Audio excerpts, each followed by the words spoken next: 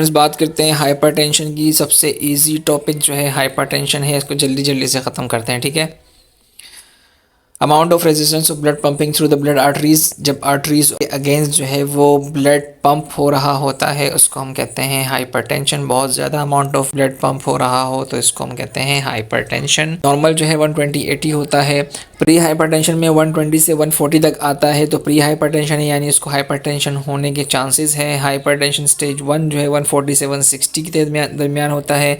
Stage 2 जो है 160 से अबव होता है और डायस्टोलिक प्रेशर जो है वो 100 से ऊपर होता है, ठीक है। 20-20 का डिफरेंस दे के आप इसको कर सकते हो। प्री हाइपरटेंशन 120 से 140, फिर 140 से 160, फिर 160 से ऊपर, ठीक है। और डायस्टोलिक के अंदर 10-10 का डिफरेंस दे सकते हो।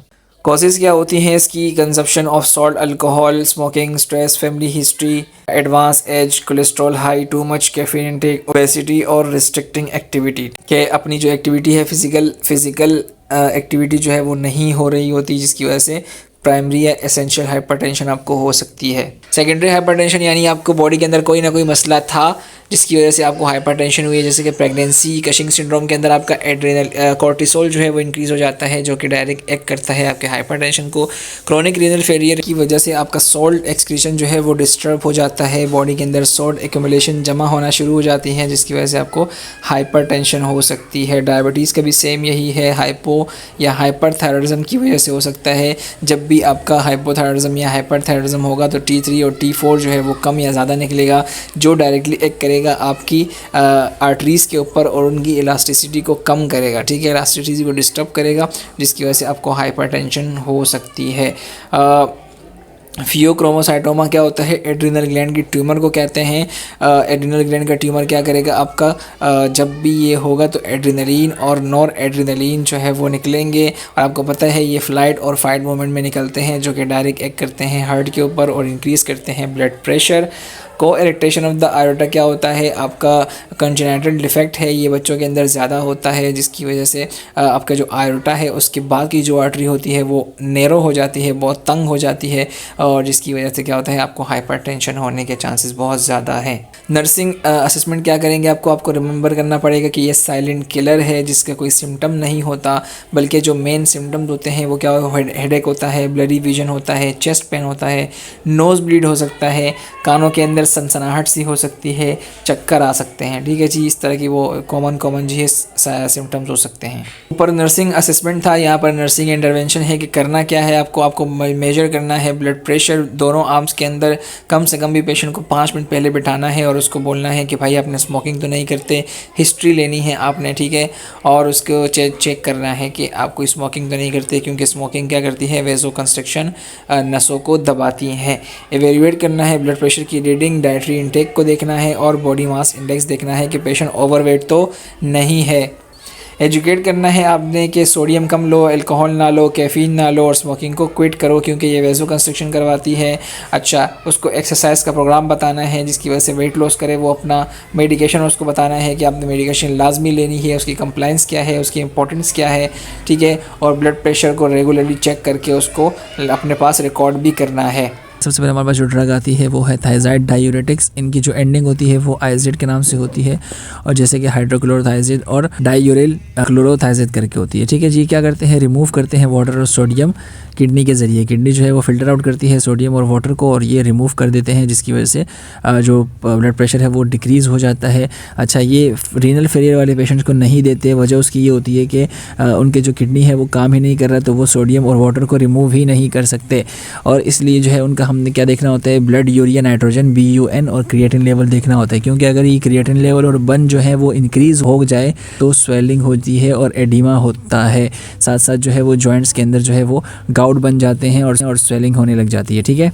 उन पेशेंट्स को भी नहीं देते जो लिथियम को टेक इन करते हैं। लिथियम जो है वो न्यूरोलिथ के नाम से एक टैबलेट आती है जिसके अंदर लिथियम होता है, और वो मूड चेंजिंग होती है, यानी साइकेट्रिक पेशेंट के लिए दी जाती है, ठीक है जी। तो उनके अंदर लिथियम टॉक्सिसिटी वो इंक्रीज़ कर सकती है, उनको नुकसान पहुंचा सकती है। ACE inhibitor, angiotensin converting enzyme inhibitors, इनके जो एंडिंग होती है वो प्रिल के नाम से होती है, जैसे लिजिनोप्रिल होता है। ये क्या करता है? बेसिकली एंजियोटेंसिन 1 जो है जब ये कन्वर्ट होता है एंजियोटेंसिन 2 में, तो ये वेज़ो कंस्ट्रिक्शन के लिए हेल्प करते हैं, वेज़ो कंस्ट्रिक्शन करवाते हैं। इनकी जो कन्वर्जन है वो वेज़ो कंस्ट्रिक्शन करवाती है, ब्लड प्रेशर को इंक्रीज़ करती है। इसीलिए ब्लड प्रेशर को हमने डिक्रीज़ करना है तो इनकी कन्वर्जन रोकनी पड़ेगी, इसलिए हमने क्या दिया, ACE इनहिबिटर्स दिए जो कि इनकी कन्वर्जन को रोकेगी। जब इनकी कन्वर्जन रुक जाएगी तो क्या होगा, वेज़ो डायलेशन हो जाएगी, जिसकी वजह से ब्लड प्रेशर कम हो जाएगा। ठीक है जी। इनका जो साइड इफ़ेक्ट है वो है ड्राई कफ और टेस्ट चेंज। तो ये बात याद रखने वाली है, ड्राई कफ और टेस्ट चेंज जो है ये एंजियोटेंसिन कन्वर्टिंग एंजाइम की साइड इफ़ेक्ट के अंदर आता है, MCQ के अंदर पूछा जा सकता है। अच्छा, पोटेशियम सब्स्टिट्यूट अगर वो ले रहे हैं तो ये जो है अपना ये ड्रग उनको ना दें, क्योंकि पोटेशियम जो है वो बॉडी के अंदर रिटेन हो जाएगा, और पोटेशियम जब रिटेन हो जाएगा तो आपका हार्ट रेट है वो इंक्रीज़ हो सकता है, एरिथमियाज हो सकते हैं, बहुत सारे मसले हो सकते हैं। ठीक है जी।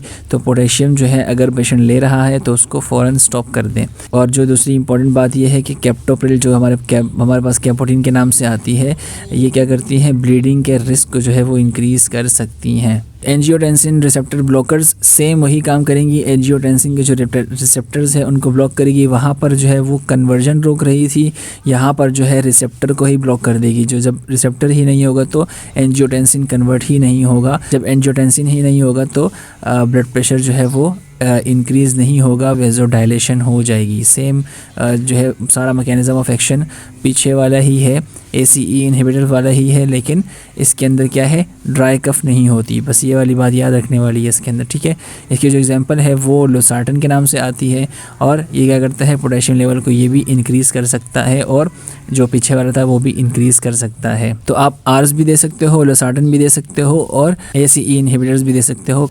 CCB कैल्शियम चैनल ब्रोकर, इनकी जो एंडिंग है वो डिपाइन के नाम से होती है, जैसे एम्लोडिपाइन और कार्डिज़म वेरम्पामिल। ठीक है। ये क्या करती हैं, स्लो करती हैं हार्ट रेट को, कार्डियक वर्कलोड को कम करती हैं, जिसकी वजह से क्या होता है, वेज़ो डायलेशन होती है और ब्लड प्रेशर लो हो जाता है।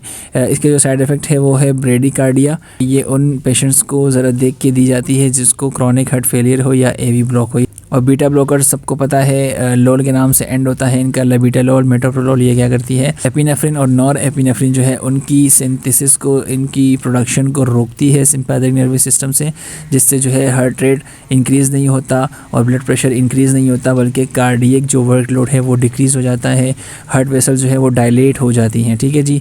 अच्छा, बीटा ब्लॉकर जो है उन पेशेंट्स को नहीं दी जाता जिनको एज़मा हो या COPD हो। ठीक है। क्योंकि ये मेडिकेशन क्या करती है, लंग्स की जो रिसेप्टर्स होते हैं उनको इफ़ेक्ट करती है और उनको ब्रोंको कंस्ट्रक्शन करवाती हैं। ब्रोंको कंस्ट्रक्शन का मतलब ये होता है कि आपकी जो सांस की नाली है उसको मज़ीद तंग कर देती है, इसलिए उन पेशेंट्स को नहीं दी जाती जिनको एज़मा या COPD हो। COPD यानी क्रॉनिक ऑब्स्ट्रक्टिव पल्मोनरी डिजीज़। ये भी एज़मा की तरह की वो बीमारी है जिसके अंदर आपका म्यूकस बनना शुरू हो जाता है एल्वियोलाई के अंदर। ठीक है। ग्लूकोज लेवल जो है वो चेक करना पड़ेगा आपको अगर पेशेंट आपका डायबिटिक है, क्योंकि ये क्या कर सकता है, हाइपोग्लाइसीमिया करवा सकता है। हार्ट रेट आपको देखना पड़ेगा, ऑर्थोस्टैटिक हाइपोटेंशन को देखना पड़ेगा, मॉनिटर करना पड़ेगा। ठीक है। अच्छा जी, अगर किसी पेशेंट को हाइपरटेंशन है तो उसकी कॉम्प्लिकेशंस क्या क्या हो सकती हैं। कॉम्प्लिकेशंस का मुराद ये है कि क्या क्या मसले मसाइल हो सकते हैं हाइपरटेंशन मुस्तकिल रहने की वजह से। लेफ़्ट वेंट्रिकुलर हाइपरट्रॉफी हो सकती है, क्योंकि देखें जब कोई ऑर्गन जो है वो बहुत ज़्यादा वर्क करता है तो उसकी हाइपरट्रॉफी हो जाती है। जैसे आप बॉडी बिल्डिंग करते हो तो आपके मसल्स जो है उसकी भी हाइपरट्रॉफी हो जाती है, मसल्स इंक्रीज़ हो जाते हैं। तो इसलिए कार्डियक मसल भी अगर बहुत ज़्यादा वर्क करेंगे तो वो भी इंक्रीज़ हो सकते हैं, इसलिए लेफ़्ट वेंट्रिकुलर हाइपरट्रॉफी हो जाएगी। एंजाइना होगा यानी पेन होगा, आपको MI कार्डियक अरेस्ट हो सकता है, हार्ट फेलियर हो सकता है, आपका जो पंपिंग है हार्ट की वो सही नहीं होगी, हार्ट फेलियर कहते हैं उसको, स्ट्रोक हो सकता है, ब्लड प्रेशर इंक्रीज़ होने की वजह से आपको रप्चर हो सकती है आर्टरी, स्कीमिक अटैक हो सकता है।